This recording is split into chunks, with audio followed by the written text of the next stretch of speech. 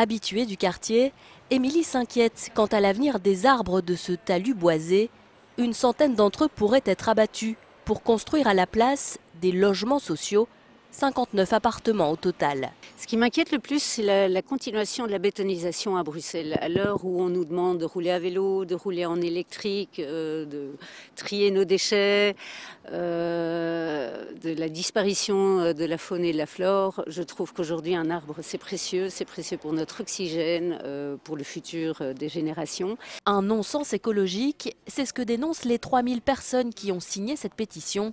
Pourtant, d'un point de vue urbanistique, rien ne s'oppose à la construction de logements sociaux sur ce terrain. La proposition du demandeur de permis d'urbanisme, c'est de construire sur cette parcelle.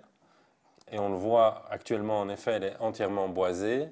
La commune d'Uccle est consultée dans ce dossier, mais c'est la région bruxelloise, propriétaire du terrain, qui est à la tête du projet. La région a un grave déficit de logement public. Il est logique qu'il cherche à y répondre de cette manière.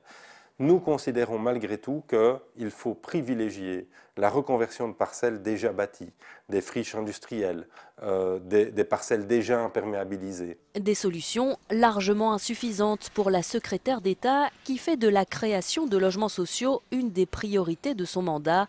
Sur cette carte apparaissent en rouge les communes sous la moyenne régionale des 10% de logements sociaux sur leur territoire. Il est important vraiment de pouvoir rééquilibrer tout ça, que toutes les communes de la région prennent leurs responsabilités, surtout les communes du Sud. Construire des logements sociaux en suffisance, tout en créant des espaces verts, c'est devenu une priorité. Surtout depuis Covid.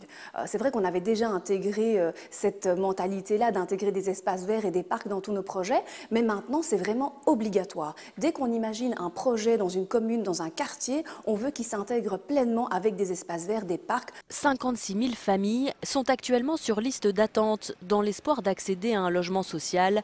Un Bruxellois sur deux entre dans les conditions, un défi de taille pour la région bruxelloise. On a des friches urbaines dans lesquelles on peut construire. On sait qu'aujourd'hui, l'exemple le montre qu'on ne va pas produire énormément de logements sociaux, mais on en produira un petit peu. On peut aussi travailler sur les surfaces vides de bureaux. On a 1 million de mètres carrés de surface vide de bureaux. On peut aussi travailler là-dessus, mais il y a énormément de problèmes techniques. Ça ne va pas non plus produire énormément. On peut aussi travailler sur l'encadrement de l'explosion des loyers dans Bruxelles.